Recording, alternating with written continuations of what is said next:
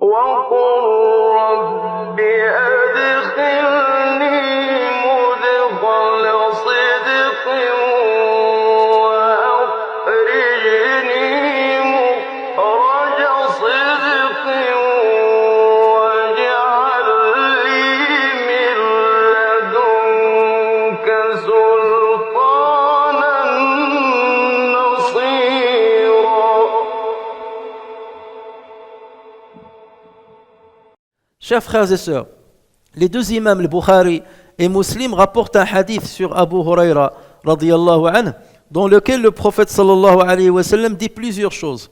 Et à la fin, il termine par une remarque très importante. Il dit, certes, il y a dans le corps un morceau de chair. S'il est sain, tout le corps est sain. Et s'il est corrompu, tout le corps est corrompu.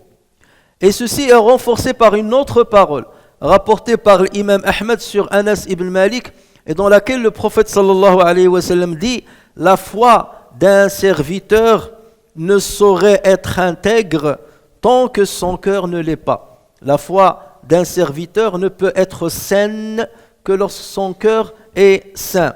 À partir de ces deux affirmations prophétiques, nous constatons que les œuvres qui ont un rapport avec les membres du corps, la prière, le jeûne, la parole, la bonne parole, toutes ces œuvres-là, elles sont dépendantes du cœur, elles sont dépendantes des œuvres du cœur. Autrement dit, ce qui compte chez l'être humain, c'est comment son cœur se soumet d'abord à Allah Azza wa Jal avant que les membres ne se soumettent à Allah Tabaraka wa Ta'ala. Lorsqu'Allah Tabaraka wa Ta'ala nous parle de la prière et lorsqu'il vante le mérite de ceux qui accomplissent la prière, il ne vante pas la prière en tant qu'acte mécanique, acte musculaire, acte des membres, mais il vante le mérite de la prière en tant qu'un engagement du cœur. قَدْ أَفْلَحَ الْمُؤْمِنُونَ الَّذِينَ هُمْ فِي صَلَاتِهِمْ خَاشِعُونَ. Certes, ils sont gagnants, les croyants qui sont dévoués, qui ont le khushu', qui sont dévoués dans leur prière. Et le khushu', c'est quelque chose qui a un rapport avec le cœur et pas uniquement avec les membres. Les membres, quelque part, sont là pour compléter le travail du cœur. Ils complètent le travail du cœur. Et tout revient au cœur, comme l'a si bien montré le prophète sallallahu alayhi wa sallam. C'est dans ce sens que Abu Huraira radiyallahu anhu a commenté ce hadith-là, ou bien ce hadith du prophète sallallahu alayhi wa sallam, en disant « Le cœur est à l'instar d'un roi. Le cœur est à l'instar d'un roi. Si ce dernier est bon, son armée sera bonne, ses militaires seront bons. Et si le roi est corrompu, tous ses gouvernés seront corrompus, en tout cas qu'ils gouvernent et qui le suivent. Et l'imam Ibn al-Qayyim rahimahullah dit ceci, les œuvres du cœur constituent le fondement recherché. Les œuvres du cœur constituent le fondement recherché et l'objectif principal de la religion musulmane. Quant aux œuvres des membres, elles ne sont que leur prolongement, venant les compléter et les parachever. Et c'est pour cela que nous trouvons dans le Coran plusieurs passages qui parlent du cœur ou qui parlent de ce qui est synonyme au cœur, comme le fu'ad ou bien comme la poitrine, as-sadr. Et lorsqu'on comptabilise le nombre de fois où Allah Azza wa Jal a parlé du cœur d'une manière directe ou de ses synonymes, ou bien en tant que pronom, on trouve qu'il en a parlé 194 fois. 194 fois, c'est montrer l'importance de cet organe dans la religiosité du musulman, dans la soumission du musulman à son Seigneur. L'imam Abu Hamid al-Ghazali fut partie de ceux qui ont très bien défini ce qu'est le cœur. Et il dit à ce propos, le terme cœur est employé pour désigner deux significations.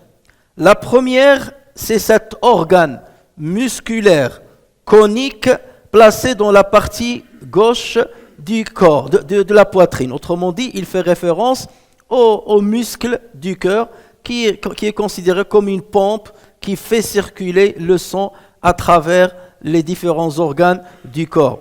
Ensuite, il cite la deuxième signification. Il dit la deuxième signification, il s'agit d'une subtilité. Il s'agit d'une subtilité, une subtile réalité. Il s'agit d'une subtile réalité divine, spirituelle, liée au cœur physique. Elle est liée au cœur. Il y a un lien avec le cœur physique. Et cette subtile réalité constitue la véritable essence de l'être humain. C'est elle qui perçoit la guidance et l'égarement. C'est elle qui connaît, c'est elle qui comprend, c'est elle qui est interpellée. Elle est interpellée par la religion, elle est interpellée par Allah Azza wa Jal à travers les exhortations coraniques ou par le prophète sallallahu alayhi wa sallam à travers ses exhortations. C'est elle qui est interpellée, c'est elle qui est tenue pour responsable de l'égarement ou responsable de la guidance, c'est elle qui est réprimandée et appelée à rendre des comptes. Jusqu'à ce qu'il dit, quant à l'explication détaillée de cette question, nous nous abstenons d'en parler. Nous nous abstenons d'en parler car son approfondissement implique la divulgation du secret de l'âme. Or, le messager sallallahu alayhi wa sallam n'a pas traité ce sujet en détail. Il ne convient donc à personne d'en parler au-delà de ce qui lui a été exposé. De ce qui lui a été exposé à travers les paroles prophétiques ou à travers les paroles coraniques. Puisque le cœur, il a un rapport avec l'âme. Et l'âme, c'est un secret divin. Seul Allah Azza wa Jal cerne ses tenants et ses aboutissants, ses secrets. Et donc forcément, parler du cœur dans l'islam, parler du cœur dans le Coran, c'est parler de cette réalité justement subtile qui a un rapport étroit avec l'âme. Mais en tout état de cause, ce qu'il faut savoir, c'est que le musulman doit d'abord travailler sur son cœur, principalement sur son cœur, s'il veut que ses membres suivent dans le bon sens et s'il veut avoir la complétude de la foi. Chers frères et sœurs, d'un point de vue purement scientifique, lorsqu'on parle des sciences biologiques, bien entendu, la science actuelle a découvert qu'il y a des réseaux neuronaux dans le cœur. Le cœur a des ganglions où il y a des réseaux neuronaux qui sont parfois autonomes. Ils sont indépendants du cerveau. Et ça, on vient de le découvrir. Et il y a d'autres ganglions neuronaux qui ont un rapport avec le cerveau et notamment avec le système limbique pour les scientifiques. Tout ça, c'est pour dire quoi? C'est pour dire qu'il y a certains détracteurs de l'islam qui commencent à se moquer de l'islam et du Coran en particulier en disant que le Coran, ce n'est qu'une simple production prophétique de Mohammed, c'est une simple production du prophète. Et la preuve, c'est que le prophète a mélangé. Dans le Coran, il a pensé que l'homme réfléchit par le cœur. Or, la science établit que l'homme réfléchit par le cerveau. Et c'est comme si, il y a 15 siècles, on ne savait pas que le cerveau joue un rôle dans la réflexion. Et savoir que le cerveau joue dans la réflexion, c'est quelque chose qui est connu depuis très longtemps. Et le Coran, d'ailleurs, n'a pas manqué de le préciser. Lorsqu'Allah Azza wa Jal parle des désobéissants, il a dit « Non, si jamais il ne veut pas s'empêcher de faire le mal, nous allons le prendre le jour du jugement par son lobe frontal. C'est la touffe de cheveux qui se trouve en haut du front. Et là, Allah Azza wa Jal, il fait référence, parce que juste après, il a dit cette partie-là qui est kadhiba, qui est menteuse, c'est elle qui ment, et c'est elle qui commet le péché. Là, c'est pour faire une référence biologique et scientifique et montrer que c'est cette région-là, justement, de ce lobe-là frontal, qui prend la décision, qui pousse la personne à mentir ou à prendre des décisions qui le font tomber et sombrer dans le péché. Et la science actuelle montre que le lobe frontal du cortex, c'est le lobe où on prend les décisions. Les réflexions humaines, les décisions humaines, les discernements humains s'opèrent dans le lobe frontal du cerveau. Donc cette vérité-là, le Coran y a fait référence. Il a fait référence. Donc on n'a pas de leçon à donner au Coran à ce niveau-là. Et la science est venue a posteriori de cette vérité qui a été précisée par le Coran d'une manière très pointue. Ce à quoi font référence les détracteurs de l'islam, c'est un verset coranique dans lequel Allah tabaraka wa ta'ala dit ce qui signifie « Nous avons destiné beaucoup de djinns et d'humains pour l'enfer ».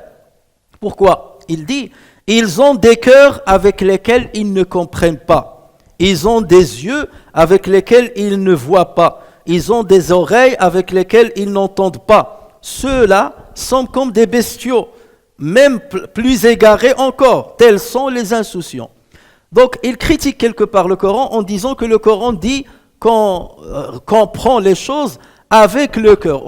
Or, le cœur n'a rien à voir avec la compréhension. Là, dans le même verset, Allah Azza wa Jalla dit « Ils ont des yeux avec lesquels ils ne voient pas. » Or, on sait que les yeux, c'est l'outil du regard, de l'observation. Ils ont des oreilles avec lesquelles ils n'entendent pas. Et tout le monde sait depuis que l'être humain existe que ce sont les oreilles qui sont un outil de l'écoute et pour entendre. Mais lorsqu'Allah tabaraka wa ta'ala, il dit ils ont des cœurs avec lesquels ils ne comprennent pas, c'est pour un petit peu montrer quelle est après la compréhension qui se fait peut-être avec le cerveau, avec le cortex. Est-ce que cette compréhension va pousser la personne à avoir une certitude en Allah tabaraka wa ta'ala? Quelle est la conséquence de ton discernement cérébral? Quelle est la conséquence de ton écoute par l'oreille? Quelle est la conséquence de ce que tu as vu avec tes yeux? Si je vois les signes d'Allah Azza wa Jal dans ce monde et que ceci ne produit aucun impact et aucun changement dans mon cœur, c'est comme si je n'ai rien observé.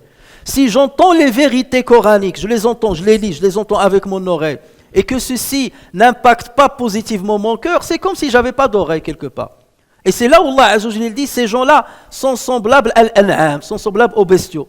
Les bestiaux, ils voient, ils écoutent, et ils suivent leurs instincts. Ils ont aussi un cerveau qui travaille. Le cerveau distingue les choses. Ça, c'est une proie, ça, c'est une alimentation que je dois prendre. Donc tout ça, c'est par le cerveau que ça se passe. Mais ce qui manque aux animaux et ce qui existe chez nous, c'est ce cœur qui permet de transformer les informations en une certitude, les informations en une émotion. Et nous savons très bien qu'il y a un lien très étroit entre les émotions et le travail du cœur. Lorsqu'on se met en colère ou lorsqu'on est très, très content, donc on est face à une émotion qui est extrême, le cœur bat d'une manière très forte, on tombe dans la tachycardie. Lorsqu'on est apaisé, lorsqu'on entend le Coran avec concentration, on prie avec sérénité, le cœur trouve une certaine tranquillité. Lorsqu'on vit dans une certaine anxiété, dans une dépression, ça peut impacter négativement le cœur, même au niveau de sa santé physiologique. Donc il y a un lien étroit entre les sentiments, les émotions et le cœur. Et c'est pour cela que nous parlons du cœur en tant qu'un centre de gestion des émotions. Et beaucoup de nos émotions, beaucoup de notre soumission religieuse, elle se rapporte à l'émotion. Al-khushu', c'est un sentiment, c'est une émotion. Placer sa confiance en Allah Azza wa Jalla, ce n'est pas quelque chose de physique, palpable. Ça se fait par le cœur. L'amour, il est représenté par le cœur. Lorsque tu aimes quelqu'un, tu lui fais le signe comme ça, le cœur. Pourquoi tu parles du cœur? Alors, on va dire que l'amour, il est dans le cerveau. Donc, le cœur là, on y fait référence, même nous les êtres humains, de manière normale, en tant qu'un centre d'émotion. Et Allah Azza wa Jal, il fait mention en tant qu'un centre qui gère les émotions religieuses qui vont se traduire en une pratique religieuse par les membres. Et voilà pourquoi le musulman doit s'intéresser justement à son cœur et voir comment le gérer. Les littéralistes, ou les littéraires plutôt, disent qu'en arabe, le mot le cœur dérive de taqallub. Al-qalb dérive du mot at-taqallub. Et taqallub, c'est le retournement, c'est l'instabilité. Et pourquoi disent-ils? Ils disent parce que notre cœur, il est dans une instabilité constante. Il se retourne. Une fois tu le vois content, une fois tu le vois mécontent, une fois tu le vois apaisé, une fois tu le vois stressé, une fois tu le vois penchant vers Dieu, une fois tu le vois penchant vers Shaitan. C'est pour cela qu'on l'a appelé Al-Qalb, parce qu'il yataqallab, parce qu'il se retourne constamment et parce qu'il se transforme constamment. Et c'est là où on comprend le hadith rapporté par At-Tirmidhi sur Shahr ibn Huwayshib. Ce dernier s'est adressé à Salama radiyallahu anha, la mère des croyants. Il lui a dit: ô mère des croyants, quelle était l'invocation que le prophète répétait souvent lorsqu'il était chez toi? Est-ce que tu te rappelles d'une invocation qu'il répétait souvent? Et Salama radiyallahu anha de dire, il disait souvent, Ya muqallib al-qulub, thabbit qalbi ala dinik. Ô toi qui retourne les cœurs, affermis mon cœur dans ta religion. Qui dit cela? Le prophète sallallahu alayhi wa sallam. Ça veut dire que le prophète sallallahu alayhi wa sallam ne faisait pas confiance à son cœur, avait toujours peur que son cœur, qui est imbibé par la foi, qui est rempli par la foi d'Allah Azza wa Jal, devienne instable du jour au lendemain et qu'il bascule dans la mécréance, qu'il bascule dans l'insouciance. Et c'est pour cela qu'il sollicitait toujours l'aide de Allah Tabaraka wa Ta'ala pour qu'il le maintienne dans le droit chemin. Et c'est ce qui arrive à la majorité d'entre nous. Nous entendons des exhortations, nous entendons les prêches du vendredi, nous entendons des conférences, nous aimons l'islam, nous aimons le prophète, nous aimons les textes coraniques. Et lorsqu'on est en face de ces textes-là, là on a une émotion. En sortant de la mosquée, je vais devenir le meilleur musulman. En sortant de la mosquée, je vais arrêter mes péchés. Tout ce que je fais qui désagrée Allah Azza wa Jalla, je vais l'arrêter tout de suite. Ça, c'est l'émotion. Mais est-ce que cette émotion va rester constante 2 heures après ta sortie de la mosquée, 1 semaine après ta sortie de la mosquée? C'est là où réside notre problème. Nous sommes les meilleurs croyants lorsqu'on est face au texte divin, lorsqu'on est face au texte prophétique. Mais dès qu'on sort à l'extérieur de la mosquée, dès qu'on s'éloigne un petit peu des textes coraniques, on revient à notre insouciance, on revient à nos péchés, on revient à notre égarement. Et c'est là où réside le problème de l'être humain. C'est là où réside le problème avec nos cœurs. Et c'est là où on doit se poser la question, que dois-je faire pour maintenir mon cœur dans le droit chemin? Le prophète sallallahu alayhi wa sallam disait à Salama, le cœur de l'être humain se trouve entre 2 doigts des doigts de Dieu. Il le retourne comme il le veut. Il peut le stabiliser dans la guidance comme il peut l'éloigner de la guidance. Et c'est pour cela que la première chose, c'est qu'il faut revenir toujours à Allah Azza wa Jal et le solliciter afin qu'il maintienne notre cœur sur la foi, sur la certitude qu'on a en lui et la certitude qu'on a en notre religion à chaque fois qu'on est en contact direct avec les textes religieux. Et c'est pour cela que le cœur est devenu la cible aussi bien de la religion musulmane que de Shaitan. La religion musulmane cible le cœur à travers les textes coraniques et les textes prophétiques. Elle cible le cœur, elle l'alimente. Et Shaitan essaye aussi d'alimenter le cœur, mais avec quoi? Avec les plaisirs, en le poussant à satisfaire ses désirs, ou bien avec les doutes. Ils essayent de semer le doute dans le cœur des croyants afin de s'éloigner de la religion et de s'éloigner de l'obéissance d'Allah Azza wa Jal. Donc le cœur est aussi bien la cible de la religion que la cible de Shaitan. Il est la cible de Allah Tabaraka wa Ta'ala et du prophète sallallahu alayhi wa sallam dans le bon sens bien entendu, comme il est la cible de Shaitan qui essaye de l'égarer. Mais celui qui décide et celui qui prend la responsabilité de l'issue finale, c'est l'être humain. Et il sera jugé sur la manière avec laquelle il a contrôlé son cœur ou il a laissé sa passion et ses plaisirs cerner son cœur et le contrôler comme ils le veulent, de sorte qu'il devienne un esclave de sa passion, un esclave des doutes. Chers frères et sœurs, les savants ont considéré qu'il y a 3 catégories de cœur, d'une manière générale. Il y a 3 catégories du cœur. Soit on a un cœur qui est sain, soit on a un cœur qui est mort, soit on a un cœur qui est malade. Le cœur sain, c'est le cœur qui sauve, c'est le cœur salvateur, qui sauve le musulman le jour du jugement, du châtiment qu'Allah Azza wa Jalla a apprêté pour les égarer.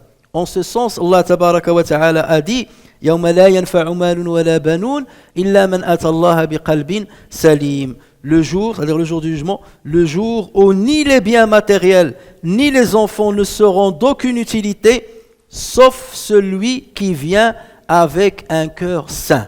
Sauf celui qui vient avec un cœur sain. En arabe, qalbun salim. Et il y a une nuance entre salim et salim. Les deux sont des adjectifs. Mais il y a une différence entre salim et salim. Salim, ça veut dire qui est sain, qui a été sain une fois ou deux. Et salim, ça veut dire il est toujours sain. Autrement dit, le côté sain est devenu sa marque. Il est sain, il est propre, il n'est pas malade. Là où les autres sont malades, là où les autres sont touchés par des égarements, lui il ne l'est pas. Et c'est ça le cœur avec lequel il faut venir auprès de Allah tabaraka wa ta'ala.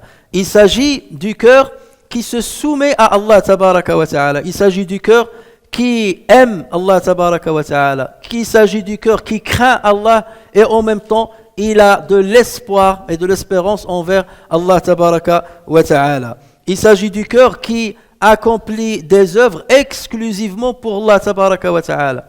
Il ne cherche pas sa propre personne, il ne cherche pas de salaire auprès des gens.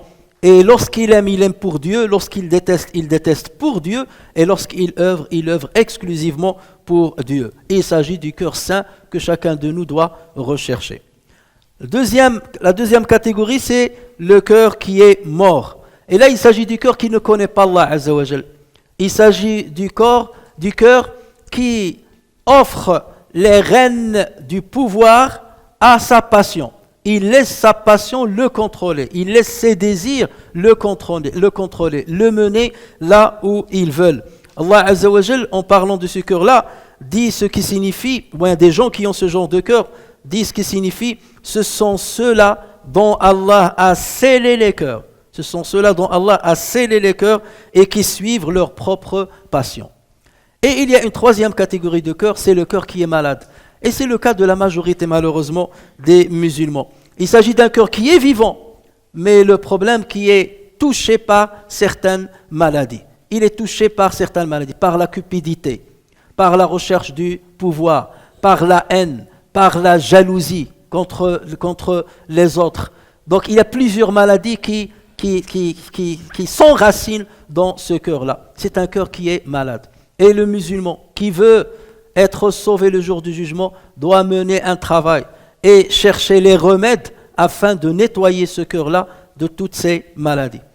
Afin de rester sur la même cadence qu'on a lorsqu'on entend un prêche du vendredi, lorsqu'on lit le Coran. La même cadence de foi, de la ferveur qui te permet de te maintenir sur le chemin d'Allah tabaraka wa ta'ala. Et nous essayerons, Inch'Allah, à travers les prêches qui vont venir, de parler justement de ces remèdes qu'il faut rechercher pour nettoyer nos cœurs, pour purifier nos cœurs et pour les rendre des cœurs saints, afin d'espérer qu'Allah Azza wa Jal nous comble de sa miséricorde le jour de résurrection.